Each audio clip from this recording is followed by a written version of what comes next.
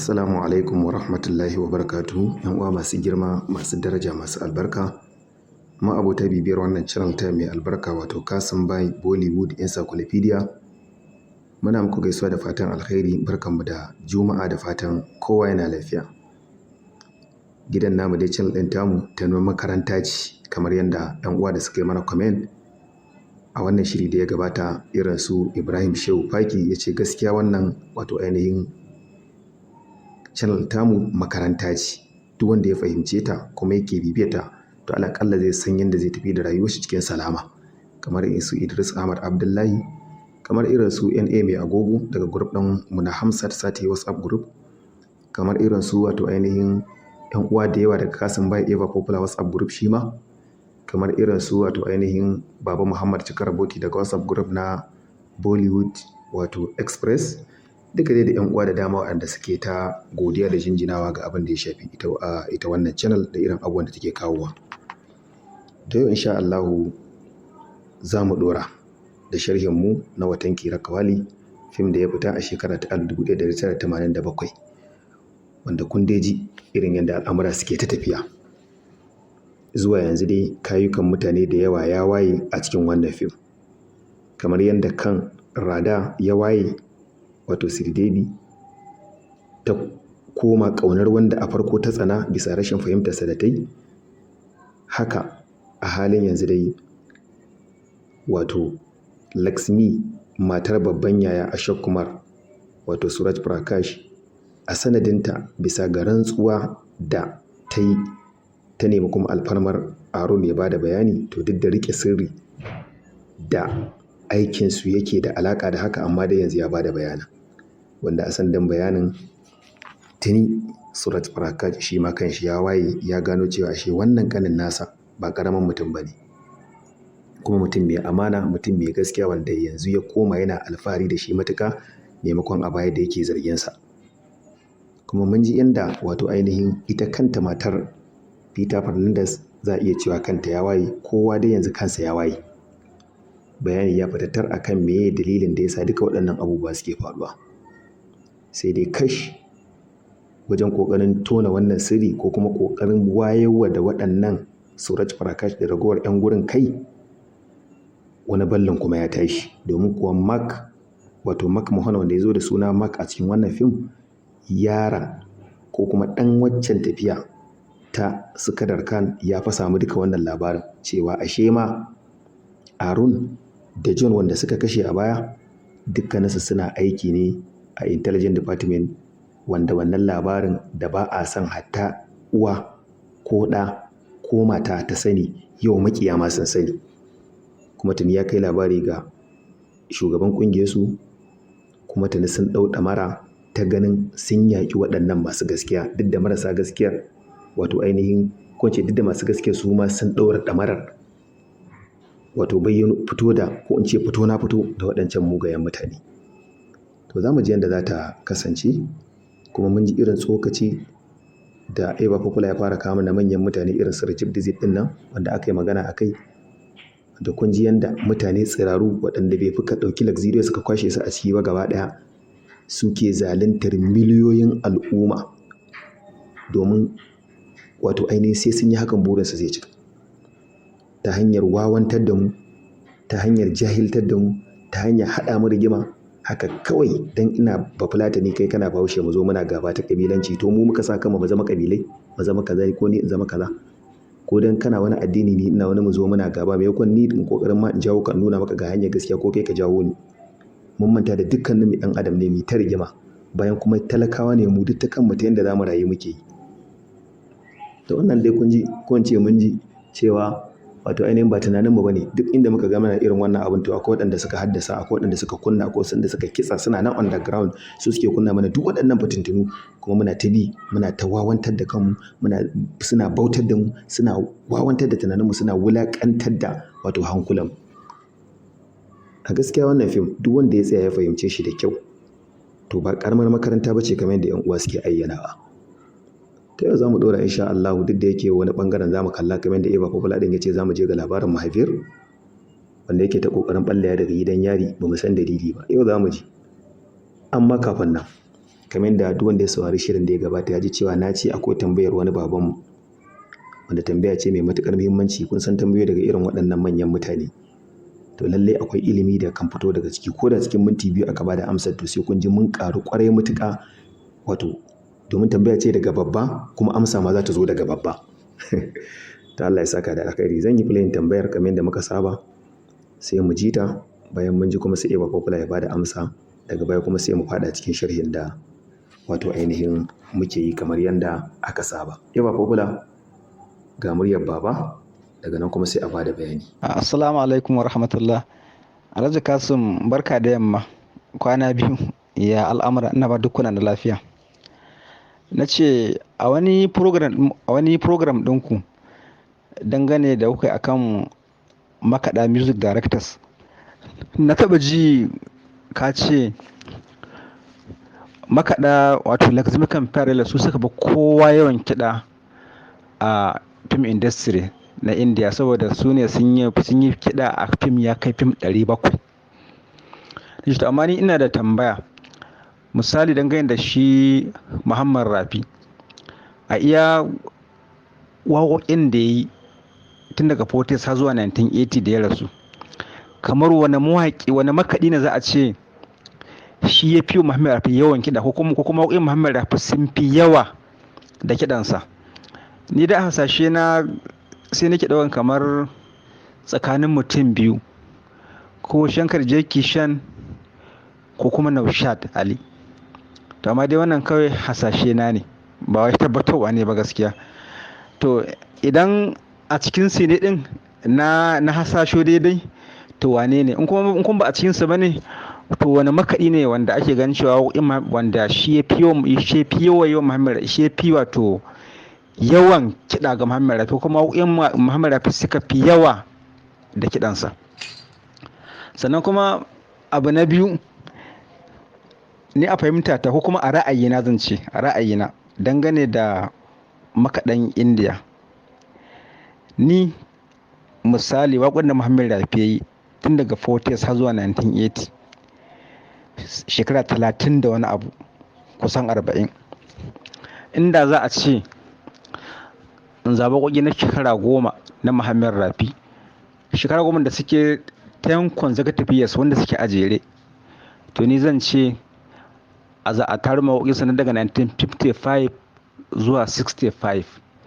Saboda ni a yadda nake sayan kamar wato gwanintar kiɗa na makaɗan na India, in ka ɗauki irin su Naushad, su Shankar J. Kishan, su Madan Mohan, su Opin Nayyar, su Chitra Gupta, su Rabi da sauransu, sai ga gwanintar ta take ne daga a wannan shekara 10. Duk wata gwanintar kiɗa da za su yi a nan 1955 to 1965, ni da a zato na sayan kamar babu sama da wannan shekarun. To amma dai ban san kai me zaka ce akai ba. Allah ya ƙara basira. Assalamu alaikum yan uwana masu bibiyar wannan channel mai suna Kasim Bai Bollywood Encyclopedia. To yau ma dai ga mu za mu ɗaura daga inda muka tsaya.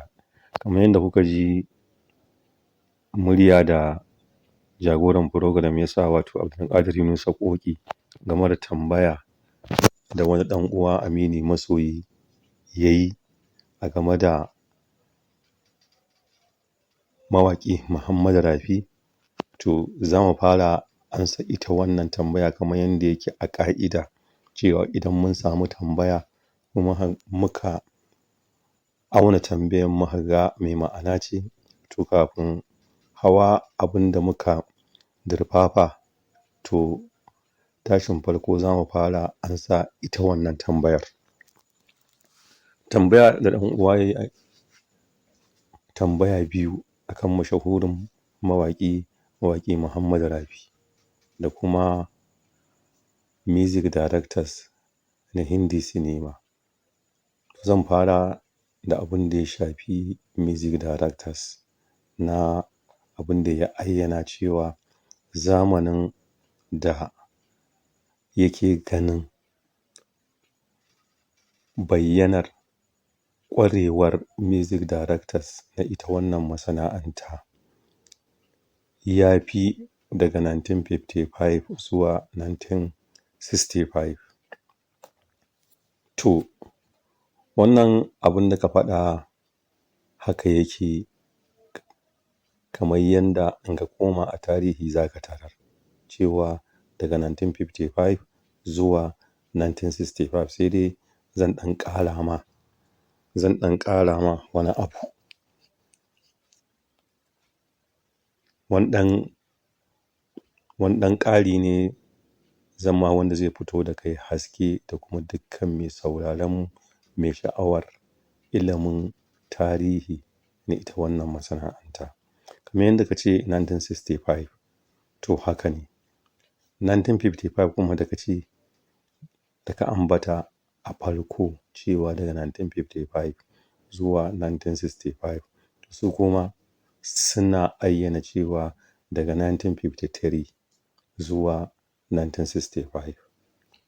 Ka ga shekara biyu ka kuskure. Idan ka koma tarihi za ka ga mawaƙan da ka zano duk da ba iya su ke nan ba, to ana ma'ana makaɗan wannan zamanin. Makaɗan wannan zamanin ana ayyana ƙwarewar aikinsu da yabawa aikin da suka yi a ita wannan masana'anta. To farawarsa to daga 1953 ne zuwa 1965. Suna ayyana 1965 ko kuma suna kai abun tikewarsa 1965 na abin da ya shafi tashe, ɗaukaka, bayyanar gwaninta na waɗannan music directors na zamanin da ake kira golden era, da kafuwar mashahurin mawaƙi, mashahurin makaɗi wanda a iya tarihinsu ta fuskar ai music ya ansu a duniyar 'yan kallo babu kamar sa. Shi ne music director R.D Bama. Music director R.D Bama. R.D Bama ya kafu a 1966. Wannan shi ne dalilin da ya sa suka ko kuma suke kai ɗaukakar ko kuma gwanintar music directors na golden era zuwa 1965. Zuwa 1965. Me yasa? Bayyana da kafuwa ta wannan mashahurin makaɗi wato Rahul Dabbama wanda aka fi sani da R.D Bama ya kafu a 1966 da fim na producer director Nasir Hussain, fim mai suna Tastare Manzil na jarumi Shami Kapoor da jaruma Asha Warik. Wannan kafuwar R.D Bama, ma'anar kafuwa shi ne kaiwa mataki wanda zai bayu ga lissafa ka a cikin waɗanda ake ayyanawa a matsayin 'yan ajin farko. Misali a ce jarumi Dharmendra ya fara fim a 1960, fim mai suna Dil Betere Ham Betere.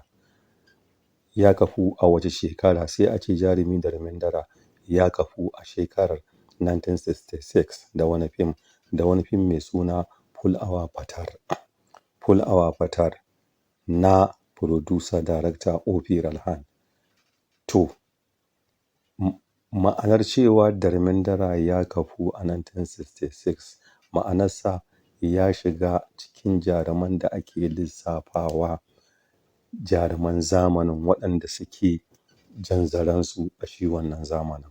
Misali sai ka ce jarumi Amitabh Bachchan ya zo a 1969 ya fara fim mai suna Sati Hindustani na producer director writer novelist critics K.A. Abbas.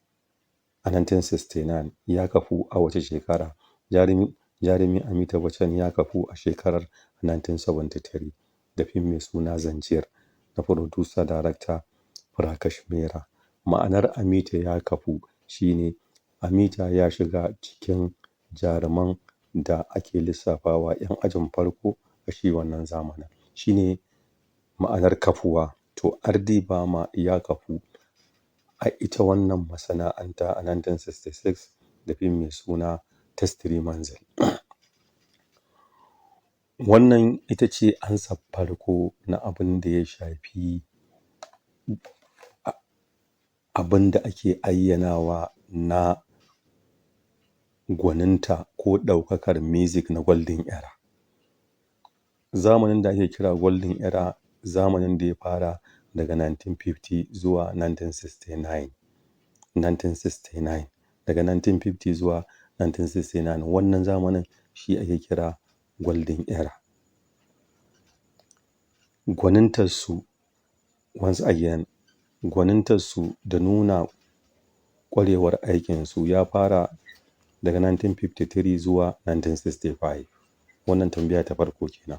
Tambaya ta biyu game da makaɗi a tarihi wanda waƙoƙin mawaƙi Muhammadu Rafi suka fi yawa a ɓangarensa. Kamar yadda ɗan uwa ya ayyana cewa a hasashensa akwai music director Naushad da music director Shankar Jai Kishan. Idan aka ce Shankar Jai Kishan ba suna bane na mutum ɗaya kamar yadda yake sananne ne cewa a music directors aka fi yin team, ma'ana haɗuwa ta wane da wane, alaƙar aiki su tafi tare, to shi ake kira team na music directors kamar yadda yake a tarihi.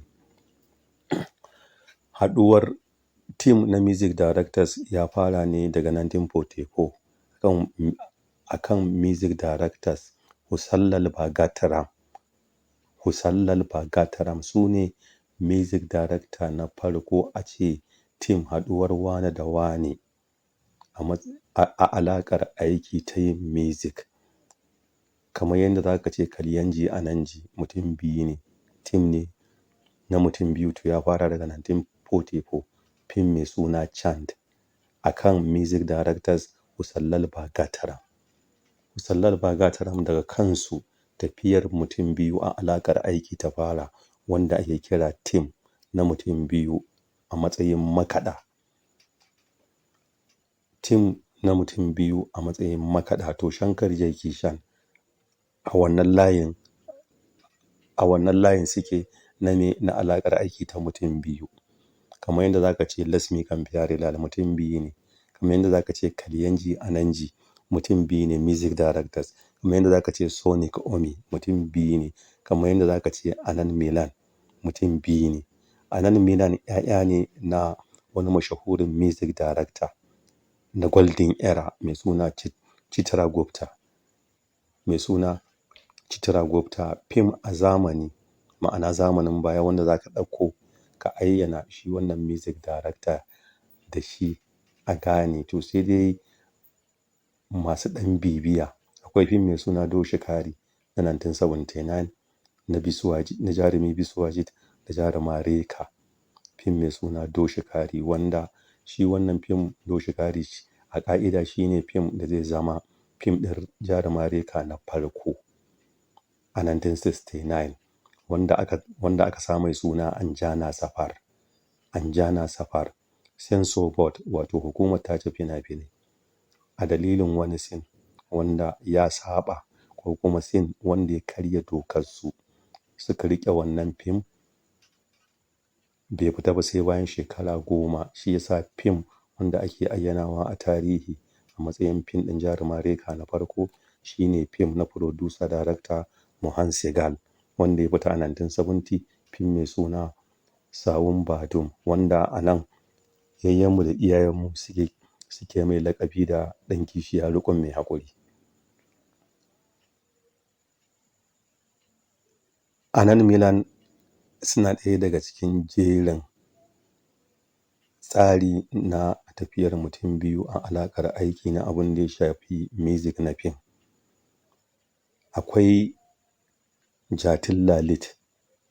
Jatin Lalit ƙanne ne na wata mashahuriyar jaruma da aka yi a baya, kuma a lokaci ɗaya mawaƙiya, wato yarinyar cikin fim na 1978, fim mai suna Amar Shakti na Producer Director Harmish Malhotra, da jarumi Shatara Gansun da jarumi Shashi Kapoor, jaruma mai suna Sulakshiana Pandit.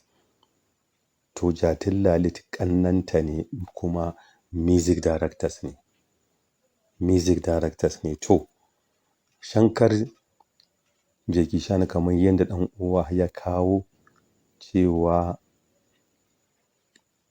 yana ganin a tsakanin Shankar Jeki Chan da music director Naushad, to a cikinsu za a samu ɗaya wanda waƙoƙin mawaƙi Muhammadu Rafi suka fi yawa a ɓangarensa. To ɗan uwa, kafin shiga baka ansar, ina jin abin da ya baka wannan tunanin abu ɗaya ne, shine mai ƙarfin alaƙa. Tabbas a tarihin Hindi cinema, makaɗa waɗanda suka fi ƙarfin alaƙa da mawaƙi Muhammadu Rafi, farko wanda ake fara sawa shine music director Naushad. Na biyu waɗanda ake kawowa su ne Shankar Jeki Chan, sannan dukkan mai alaƙa da mawaƙi Muhammadu Rafi ya biyo baya. To ƙarfin alaƙa dama ita take bayyana shahara, ma'ana ƙarfin alaƙarmu da kai a fim, ko kuma ƙarfin alaƙar wane da wance a fim, ma'ana haɗuwar jarumi da yarinya. Ko da fim ɗin su kaɗan ne, to matuƙar tafiyarsu ta shahara, to sai ka ga jarumin ya yi fina-finai da wata yarinyar daban, wanda sun fi na wannan yarinyar da sunansa ya fi shahara da ita yawa, amma hakan bai bayyana ba. Saboda me? Saboda ƙarfin waccan alaƙar. Misali, idan ka samu ɗan kallon Indiya, ka ce masa jarumi Rajesh Khanna da wace yarinya ya fi yin fim, to ɗayan biyu, ko ya baka amsa da cewa jaruma Mumtaz, ko ya baka amsa da jaruma Sharmila Tagore. To kaga wannan me ya bashi wannan tunanin? Shaharar alaƙa. Alaƙar jarumi Rajesh Khanna a abin da ya shafi aiki a ita wannan masana'anta ya fi da waɗannan 'yan mata guda biyu, wato jaruma Mumtaz da jaruma Sharmila Tagore. Yawan fina-finan jarumi Rajesh Khanna da wata yarinya kuma, to yana tare da jaruma Hema Malini. Amma tafiyar jarumi Rajesh Khanna da jaruma Hema Malini ba ta shahara ba, shi ya sa sanin hakan sai ga mai bincike. Amma ga wanda zai kalli abin kallo na nesa, to tunaninsa zai tafi ɓangaren shahara. Misali, da wace yarinya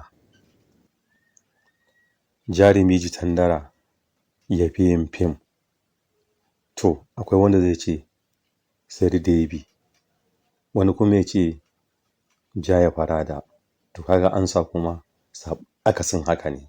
Jarumi Jitendra yawan fim da wata jaruma a iya tarihin kariya ɗinsa a ita wannan masana'anta yana tare da jaruma Reka. To amma sanin alaƙar ko kuma shuhurar tafiyarsa da jaruma Sridevi shi ya fi bayyana. To haka ne, wannan sigar ina ganin ita ta ba ɗan uwa tunanin cewa ko Naushad ko Shankar Jeki Chan. Saboda me? Saboda tafiyarsu da mawaƙi Muhammadu Rafi ta shahara a duniyar music da duniyar 'yan kallon Indian fim. Ansa kuma ita ce cewa wane makaɗi ne wanda waƙoƙin mawaƙi Muhammad Rafi suka fi yawa a ɓangarensa. To, ansa ita ce makaɗa Lasmikan Pyarelal. Lasmikan Pyarelal su ne makaɗan da waƙoƙin mawaƙi Muhammad Rafi sun fi yawa a tare da su. Sun fara music a 1963 fim mai suna Farasmani na Jarumi Mahibal a 1963. Tun daga fim ɗinsu na farko suke aiki da mawaƙi Muhammad Rafi ka'in da na'in. Tun daga fim ɗinsu na farko a 1963, sannan kuma abin da masana tarihi suka fi ayyanawa shine za su ce ma fim ɗin Lasmikan Pyarelal na farko a matsayin music directors a ita wannan masana'anta tare da mawaƙi Muhammad Rafi ne. Sannan kuma fim ɗin mawaƙi Muhammad Rafi na ƙarshe wanda ya yi waƙa, to tare da waɗannan music directors ɗin ne Lasmikan Pyarelal a 1980 fim mai suna Aspas na Jarumi Dharmendra da Jaruma Hema Malini na producer director J. Om Prakash. Ma'ana fim ɗin Lasmikan Pyarelal na farko tare da Muhammad Rafi ne, kuma waƙar Muhammad Rafi ta ƙarshe a fim ɗin Lasmikan Pyarelal ya yi waƙarsa ta ƙarshe, wato fim mai suna Aspas a 1980 na producer director J. Om Prakash.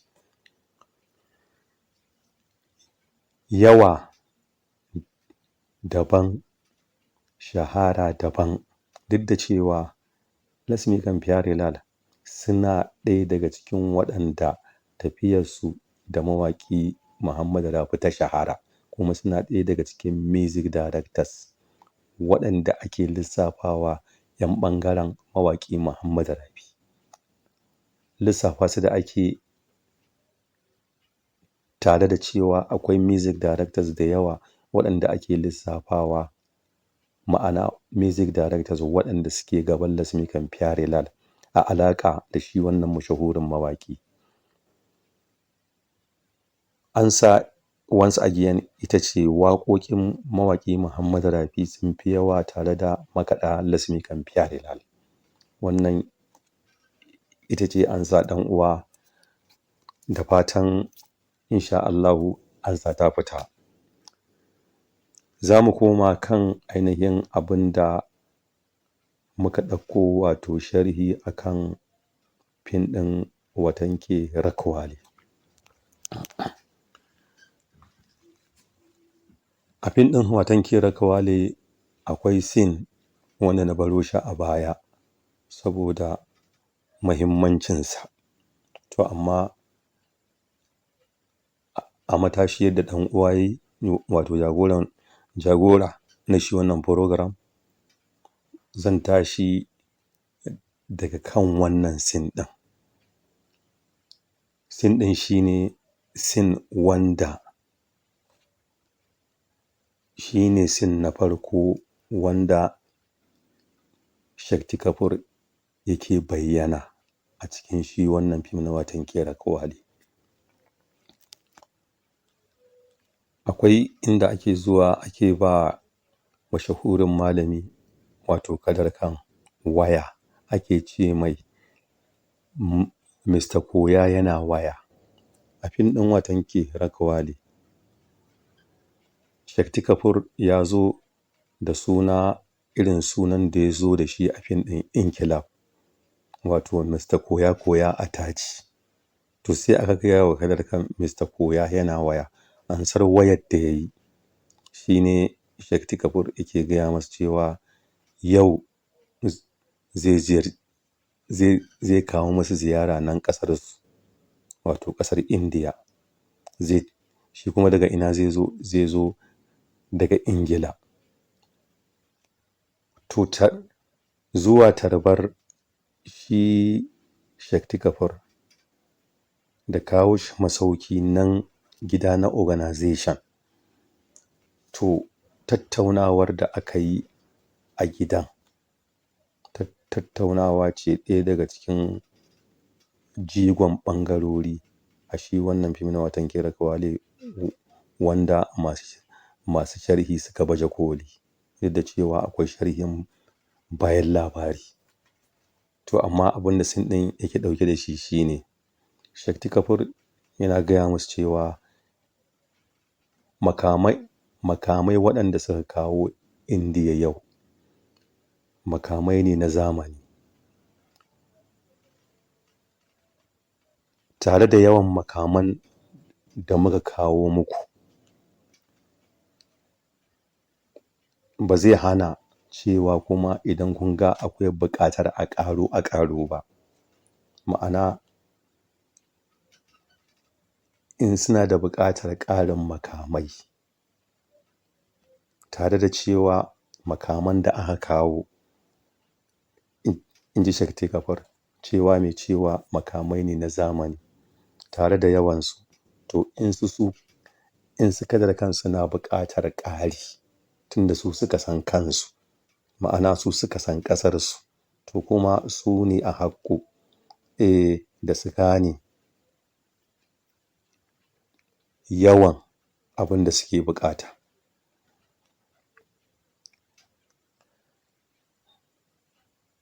Shakti Kapoor ya yi bayanai a wannan scene wanda na karanta bayani na wani ɗalibi ɗan ƙasar Bangladesh, wanda bayan gama karatun law da ya yi da tambayoyi da aka yi masa a game da turawan mulkin mallaka, to sai na ga ba abin da ya fi ba ƙarfi a abubuwan da yake bayyanawa na sharrin Bature ga ƙasar da yayi wa mulkin mallaka irin abin da ya shafi wannan scene. Bai ayyana kai tsaye ya ce daga wannan scene ya cira ba, amma ga wanda ya san sirrin ya kuma san fim ɗin Watan Ƙira ƙawale, ya fahimci fim ɗin Watan Ƙira ƙawale, ni da na karanta kawai gaba ɗaya na san wannan scene shi ya ɗauko kawai ya dire a matsayin ansar tambayar da aka masa. Shakti Kapoor yake gaya musu babbar buƙatar da suke da ita yau a Indiya shine rushe zaman lafiya a tsakanin al'umma, yaɗa ta'addanci a faɗin ƙasar Indiya, tausayi ya zama ya yi mugun ƙaranta, ma'ana tausayi a tsakanin al'umma ya zama ya yi matuƙar rauni.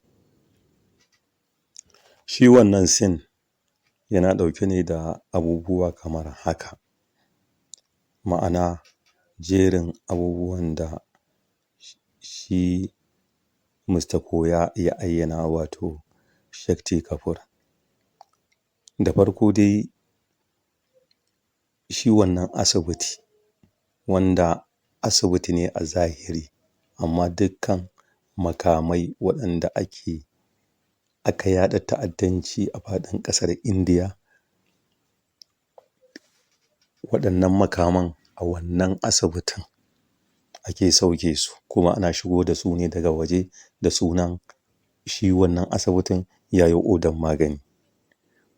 To waɗannan makaman da su wakilin ƙasar Indiya, wakilin ƙasar Ingila ya shigo da su ya kawo wa reshe na organization ɗinsu da yake Indiya, don yaɗa abin da suke so a yaɗa a faɗin ƙasar Indiya.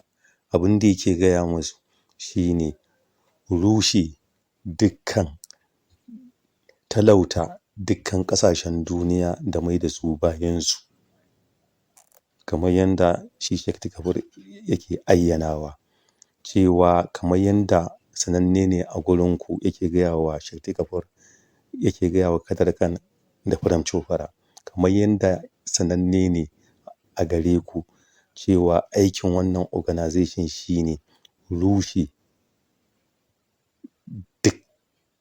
dukkan wata ƙasa mai yunƙurin tasowa a duniya da rushe zaman lafiyarsu da maida da yaɗa ko kuma maida samarinsu 'yan shaye-shaye da rusa zaman lafiyarsu da yaɗa ta'addanci da ƙiyayyar juna a tsakanin su al'ummar ƙasa.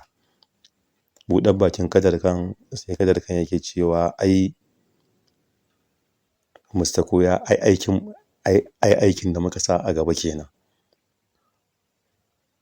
Bayan wannan lafazin Kadir Khan na yin sa buɗar bakin Mr. Koya wato Shakti Kabir kafa a manta Shakti Kabir ya zo ne a matsayin bature na ƙasar Ingila wanda yake shugabantar ministry wadda take da alhakin kula da dukkan ƙasa wadda Ingila ce ta yi mata mulkin mallaka. Buɗar bakin Shakti Kabir sai ce to akwai wata hudda da aka shirya da ita ƙasar Indiya da wasu ƙasashe a nan ƙasar Asia wanda shi wannan organization ɗin namu yana matuƙar ƙyamar wannan huɗɗar da za a ƙulla. Jakadun waɗannan ƙasashen gobe za su dira a ita wannan ƙasa ta Indiya. To muna son mu jefi tsuntsu biyu da dutse ɗaya. Muna son waɗannan jakadun gabaki ɗaya ka a bar ko ɗayansu da rai. Wannan zai dakatar da wannan huɗɗar sannan kuma matsala za ta faru a tsakanin ita ƙasar Indiya da waɗancan ƙasashen da aka kashe musu jakadun da suka turo ƙasar Indiya. Wannan shine aikin da shi Shakti Kabir ya ayyana wa reshensu na ƙasar Indiya a matakin aiki da hedikwata take buƙata. Ana ɗauke wannan scene sai aka nuno scene wanda gwamnatin Indiya ta tari wannan baƙin an ba su jami'an tsaro. Za a kai su masauki aka zo aka buɗe musu wuta aka yi harbe-harbe. A taƙaice dai burin shi wannan organization ko kuma in ce muradun da shi wannan organization ko abinda wannan organization suka shirya suka yi nasara na kashe waɗannan baƙin wanda suka shigo ƙasar Indiya don haɗa hulɗa ta cinikayya da ƙasashensu da ƙasar Indiya. Scene da aka nuno scene ne wanda aka nuno ana murna na wannan gagarumin nasara da aka yi ta kashe waɗancan mutanen da gurɓatar alaƙar ƙasar Indiya da waɗancan ƙasashen waɗanda Indiya take maƙwabtaka da su. Ana ɗauke wannan scene to shine za mu tafi scene na jarumi Dharmendra wanda ya zo da suna Mahabir a cikin fim ɗin Watan Ke Rakhwali.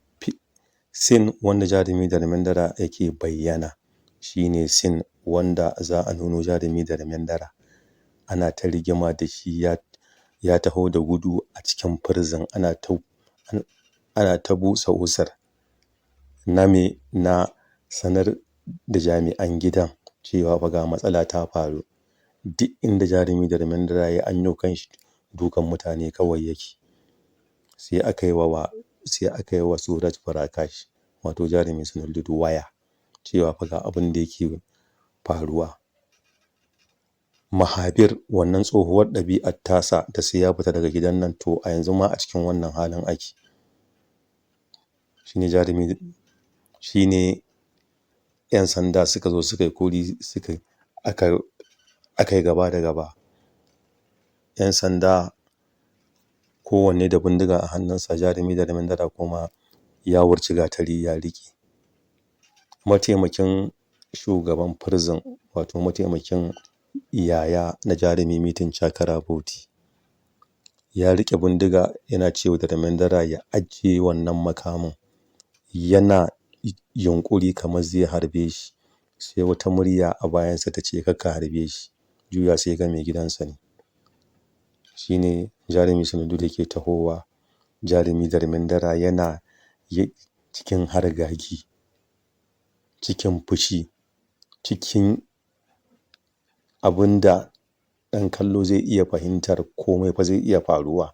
Gatari ne a hannunsa, jarumi Sannu na tunkaro shi, jarumi damendara yana tsawa yana cewa kar fa ya ƙaraso. A haka jarumi Sannu ya ƙaraso, jarumi damendara ya sauke makamin da yake hannunsa ya shiga kuka. Jarumi Sannu yake mai lafazi na lallashi, yake kiransa da sunan da ya zo da shi a fim ɗin Mahabir. Wai me ya jawo kake yin irin waɗannan abubuwa? Kullum so kake sai lokacinka na fita daga gidan nan bai yi ba, kullum yunƙurin ka fita. Shine jarumi damendara yake gaya wa jarumi Sannu matuƙar wannan karen ko matuƙar wannan shaiɗanin yana numfashi, to zuciyata ba za ta taɓa natsuwa ba har sai na kashe shi kamar yanda ya kashe furen zuciyata. A taƙaice dai a nan aka tattauna da jarumi Sannu da jarumi damendara. Jarumi Sannu ya mai kalmomi na lallashi, ya saukar da shi. Ana ɗauke wannan scene, shine ake komawa wancan scene wanda daga kanshi muka tsaya a satin da ya gabata. Scene wanda Mark Mohan ya yi satar jin tattaunawar da aka yi a tsakanin jarumi Mitin Chakraborty da jarumi Sannu, wanda wannan tattaunawar da ta fitowa da jarumi Sannu dukkan abin da ya jahilta a baya ko kuma dukkan abin da ya ɓoyu a gare shi a baya. To wannan labarin da jarumi Mark Mohan ya kawo wa mai gidansa Kadir Khan cewa jarumi Mitin Chakraborty a intelligence department yake aiki. To wannan labarin sai ya haskawa Kadir Khan cewa ba abin da shi Arun da Professor Peter Fernandes da aka kashe, ba abin da suka sa a gaba illa neman tanadar hujjojin da za su bayyana wa al'ummar ƙasar Indiya. Al'ummar ƙasar Indiya cewa fa ga waɗanda suka hana su zama lafiya. Me ye abin yi? Sai jarumi mashahurin malami Kadir Khan sai yake cewa abin yi ɗaya ne. Ƙa'ida ce ta organization. Shine me? Shine Arun ya bar duniya. Shi wa jarumi Mitin Chakraborty kenan. Jarumi Mitin Chakraborty ya bar duniya. To kafin ci gaba a shi wannan scene akwai scene da ake nuno shugaban prison wato jarumi Snulljot. Ranar biki da ake yi a al'adar mabiya addinin Hindu a ƙasar Indiya duk shekara, wanda ƙanwa take ɗaurawa wanta wani zare a hannunsa. To duk shekara jarumi Snulljot matarsa yake ɗaukowa su zo prison ta rinƙa ɗaurawa 'yan prison wannan abun na hannu. Saboda me? Saboda matuƙar girmama su da yake, matuƙar soyayyar yayi reforming ɗinsu, ma'ana ya gyara su daga mutane waɗanda ba na gari ba su dawo zuwa ga mutanen kirki. Mu'amalar da yake musu yau da gobe sai aka wayi gari suna jin shi a tare da su kamar wani uba, har ta yanda matsalar ɗan prison wanda take a family ɗinsa, to babban ƙoƙarin shi wanda yake prison ɗin shine ya sanar da shugaban masu kula da shi a ita wannan prison shine yayan Mitin Chakraborty wato Snulljot, sanar da shi jarumi Snulljot kuma zai mu'amalanci wannan matsalar ta gidan wannan prisoner nasa kamar me? Kamar matsalarsa. To yau da gobe sai ya zamanto kula ko kuma shiga matsalolin waɗanda yake kula da su a prison da yake yi yau da gobe ta sa suna jin ba wani mutum wanda suke ƙauna a duniya kamar shi jarumi Snulljot, wato wanda ya zo a yaya ga jarumi Mitin Chakraborty a shi fim ɗin Watankera Quali. Lokacin da aka zo ranar wannan bikin ta ɗaurawa ƙanwa ta ɗaurawa wa wani zare a hannunsa wanda suke kira Raki, ta zo tana ɗaurawa 'yan prison, sai matar shi jarumi Snulljot sai ta ga wani prisoner can a ware shi kaɗai a zaune, shine jarumi Dharmendra. Sai take tambayar mijinta, wancan wai me ya faru? Duk sanda wani abu yake faruwa shi a ware za ka gan shi. Sai jarumi Snulljot sai yake ba ta labari wani abu ne ya faru da shi a rayuwarsa wanda shine sababin shigowarsa gidan nan, wanda kamar yanda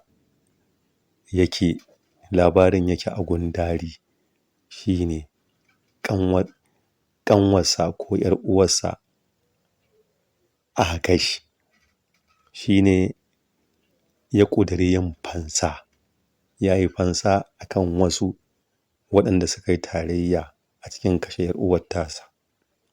Akwai kuma wani ko wasu wanda bai nasarar kashewa ba, a haka yake jin buƙatarsa ba ta biya ba, ta yanda wani ya ragu daga cikin waɗanda suka mai wannan aika-aikar. Jaruma Mashomi wato matar jarumi Snulljot sai ta jawo sari ta rufe kanta, ta ɗauko irin wannan abun wanda wannan ɗan tire wanda 'yan abubuwan ci suke kansa, wanda za ka ga mutum ya zo an ɗauko abu ya buɗe bakinsa an sa mai. Da ta zo sai ta yi wa jarumi Dharmendra magana a cikin lafazin, sai ta shigar da kalmar bayya wato ɗan uwa kenan. Jarumi Dharmendra da ya juya sai ya ga mace ce, sai ya mata kallon ƙanwarsa, sai yanayinsa ya canja, ya shiga wani tunani wanda tunanin ya irin shautin, ya faɗi magana da ƙarfi, ya ce nahi amma da shautin. Shautin da jarumi Dharmendra ya yi, shautin da jarumi Dharmendra ya yi sai ya zamto irin yanayin gurin ya zama abin da ake cewa sensitive, ma'ana ɗari-ɗari. Jaruma Mashomi ta juya ta kalli mijinta, shi ne jarumi Sannu yake ƙarasowa wurin da matarsa take da jarumi Dharmendra. Tattaunawar da aka yi a gurin shi ya bayi ga jarumi Dharmendra sai ya fara ba da labarin ainihin abin da ya faru da shi har aka waye gari ya samu kansa a gidan kaso. Wato ya samu kansa a nan gidan da yake, wato gidan fursuna. Jarumi Dharmendra yana fara ba da labarin sai aka ɗauke scene ɗin prison, sai aka nuno jarumi Dharmendra da shi da ƙanwarsa da aka kashe suna yara, ga su a bakin gadon mahaifiyarsu, tana kan gargara na barin duniya. A wannan scene mahaifiyarsa ta ayyana wa jarumi Dharmendra wasiyya na cewa mahaifinku ya rasu tun kana ƙaramin yaro, ita kuma wannan yarinyar tana ciki. To yau ni kaɗai na rage muku, to kuma ba na jin zan tashi. Wasiyyata gare ka shi ne wannan yarinyar daga yau kai ne uwarta, kai ne ubanta. Mahaifiyar jarumi Dharmendra sai rai ya yi halinsa. Jarumi Dharmendra ya ɗauki reno na wannan yarinya tun tana yarinya, shi yake mata wanka, shi yake ba ta abinci, a kan cinyarsa take bacci, komai shi yake mata har ta girma. Girma da ta yi aka zo aka tattauna da maƙwabta, wani ɗan maƙwabta aka tattauna maganar aure, aka zo da family agreement yakan kama an yadda za a yi aure. Sunan ƙanwar jarumi Dharmendra a fim ɗin watan Kera Quali, Divya Rana sunanta. Ta fara fim a 1983 da jarumi Rajiv Kapoor, ɗan autan The Greatest Showman, wato Mr. Raji Kapoor. To ɗan autansa Rajiv Kapoor a 1983 da shi wadda ta zo a ƙanwar jarumi Dharmendra a fim ɗin watan Kera Quali, da shi ta fara fim a 1983. Akwai ta 'yan fina-finai kaɗan ta yi a tarihinta. Akwai fim na 1985 na jarumi Mithun Chakraborty da jaruma Zinat Aman, fim mai suna Makasam. Akwai ta a ciki, akwai ta a fim na 1985 ɗin da ya fim wanda ba fim da ya kai shi ansuwa a ita wannan shekarar ta 1985, Ram Teri Ganga Meli na kamfanin RK Studio, wato kamfanin mashahurin malami, mashahurin jarumi kuma mashahurin producer director, wato Raji Kapoor. Ita ce wannan wadda ta zo a ƙanwar jarumi Dharmendra. Bayan an yi baiko, jarumi Dharmendra 'yan baiko sun tafi, sai ke gaya ƙanwarsa akwai wanda ya ba shi aikin saro mai kwakwa. Aikin jarumi Dharmendra saro kwakwa. To jarumi Dharmendra ya ce wannan ɗawainiyar har ta sa shi ya sha'afa, shi ne ke ɗaukar kayan aikinsa ake tafiya saro kwakwa. To ɗan jarumi Kadarkan wanda ya zo zai auri jaruma Saridevi, su kuma a matsayinsu na 'yan duniya masu fita yawon bariki, sun da motarsu sun ratso ta ƙauye, sai ruwa sai ya ƙare musu a kafureto. Ƙarewar ruwa sai suka shigo neman ruwa. Shigowa neman ruwa da suka yi sai suka ga ƙanwar jarumi Dharmendra. A taƙaice sai suka nuna fyaɗe za su mata. Hakan ya bayi ga tataɓurza ta fita da gudu ana binta har dai ta zo inda suka yi nasara suka yi abin da suke nufi. Bayan gamawarsu sai wata saniya sai ta yi irin ƙwalla kuka ɗin nan, jarumi Dharmendra yana kan kwakwa sai ya jiyo wannan kukan, wanda a al'adar irin wannan shanun a irin wannan lokacin in suka yi irin wannan sautin to wani abu ne yake faruwa. Wannan belief ne na su mutanen Indiya. To jin wannan sautin jarumi Dharmendra na kan kwakwa sai ya kalli jihar da sautin ya fito, sai ko ya hango ƙanwarsa ga ta a kwance ga mutane irin suna mai da kayansu jikinsu. Jarumi Dharmendra shi ne yake biyo igiya yake saukowa, shi ne yake tahowa gurin, yana zuwa da ya kalli ta kwance tabbatar ƙanwarsa ce, laujen da yake hannunsa sai ya fara sare wuyan ɗaya, sai biyu suka fita da gudu, yana bin su yana ihu, ya wurga laujen ya sake kashe na biyun, yana zare laujen da ya ɗaga kai sai ya rasa na ukun shi kuma ina ya yi. To jarumi Dharmendra kashe wannan mutum biyun shi ya kawo shi prison. Ana ɗauke scene ɗin sai aka dawo cikin prison. Dama labari yake ba jarumi Sunil da matarsa, shine jarumi Sunil yake gaya masa, Mahabir matuƙar mutum yake gaya masa a tarihin duniya ba a taɓa yin wani ɗan adam da yake yin laifi kuma ya ɓoye laifin ya ɓoye har abada ba.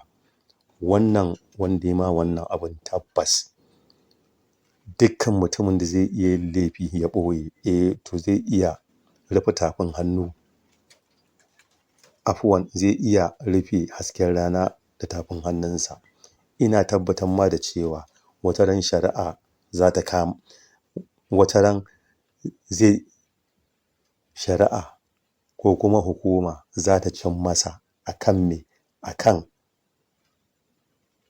wannan ta'addancin nasa, irin ta'addancin da ya ma, sai jarumi Dharmendra sai ya shouting sai ya katse jarumi Sunil, shi ne yake nuna jarumi Sunil ai ba wata hukuma da ta isa ta mai fansar abin da aka masa.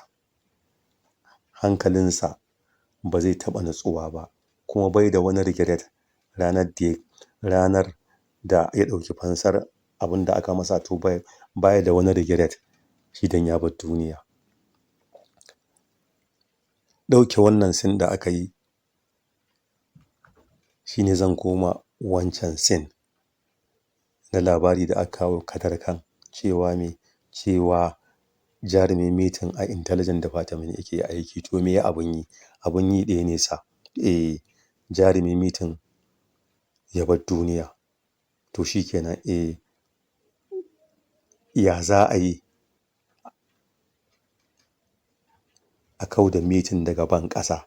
Sai ɗan jarumi Kadar Khan, ɗan mashahurin malami Kadar Khan sai ce ai ba wanda ya fi dacewa da wannan aikin sai shi, saboda me, in har ya yi nasarar kashe meeting to tabbas ransa zai zama cikin nutsuwa, ma'ana ransa zai samu nutsuwa, saboda me, ba wanda ya yi wa rayuwarsa tabo a tarihin rayuwarsa kamar wannan wanda organization suke son su kauda. Shi ne aka haɗa ɗan Kadar Khan da mutum uku akan me, akan su kawo ƙarshen rayuwar jarumi Mithun Chakraborty. Shi ne suka tafi suka tarar da meeting da jaruma Sari Devi ana waƙa ta soyayya. Shi ne a nan aka rinƙa neman meeting da harbi har ta zo ga an kai jarumi meeting ya kashe waɗannan mutum ukun, saura ɗan jarumi Kadarka. Shi ne aka yi gaba da gaba da ɗan jarumi Kadarkan. Ɗan jarumi Kadarkan sunansa Dan Danowa. Dan Danowa ya fara fim a 1985, fim mai suna Mart, na producer director wani muhandisi na jarumi Amitabh Bachchan da jaruma Amrita Singh. Wanda ya kawo Dan Danowa gidan fim shine jarumi Feroz Khan. Jarumin Feroz Khan shine wanda ya kawo Dan Danowa, wanda ya zo a ɗa na Kadarkan a fim ɗin Watan Kera Kawali film industry. A wannan tataɓurzan da aka yi da mitin har ta kai ga an ci nasarar kama shi Dan Danowa, wato ɗa ga mashahurin malami Kadarkan. Aka kawo shi police headquarter, aka yi interrogating ɗinsa, hakan ya bayi ga aka kawo shi prison ɗin da jarumi Dharmendra yake. Shi ne wanda jarumi Dharmendra yake ta yunƙurin sai ya fita daga prison ya je ya ɗauki fansa akan kashe ƙanwarsa da ya yi. To yau kuma gashi an shigo da shi inda mai neman sa yake. To da wannan zan tsaya ga wannan sharhi. Na ga jagora yana ɗaga min hannu alamun lokaci yayi. Yan uwa, da wannan nake muku sallama. Jagora gare ka. Masha Allah, Ibrahim Bula, san da kokari. Lallai yau a tafiya ta tura kwarai, kuma mun ji labarin mahaifiyar da irin yanayin da ya samu kanshi, wanda yake da kishirwar ɗaukar fansa, ga kuma wanda yake neman ido rufe yau ya shigo wato gidan gyaran halin da shi ma yake a cikinsa. Za mu ga yadda za ta kasance. Yan uwa, a biyo mu mako mai zuwa domin jin ci gaban wannan sharhi. A yau dai anan za mu dakata, duba da lokaci ya ja kwarai, amma rufe awa guda, da ba ma son shirin ya rinka haura awa ɗaya, insha Allah. Mu haɗe da ku a mako mai zuwa. Muna matukar godiya da duk masu bibiyan mu da masu mana comment da masu mana wato ainihin masu turo addu'o'insu da yabawa da komai, duk muna jinjina muku, muna gode muku. Mu haɗe da ku a wani makon. Assalamu alaikum warahmatullahi wabarakatuh.